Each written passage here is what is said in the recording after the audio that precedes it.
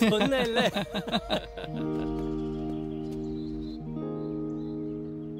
மித்ர யாருன்னா உங்கள் கனவுகளை தன் கண்களால் காண்பவர்.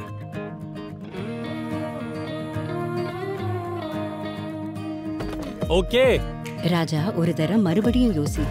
மித்ர யாருன்னா போகட்டும் விடுங்க ஆண்டி. அங்க போய் பெரிய மியூசிஷியனா ஆவான். இங்க நாங்க இருக்கோம் இல்ல. இலக்கை அடையும் வரை ஊக்கமளிப்பவர். மித்ர ஒரு விஷயத்தை புடிவாதமா சொன்னா இந்த பாலிசி சரியா இருக்கும். அவரு உங்களுக்கு சாதகமா தான் சொல்லுவாரு.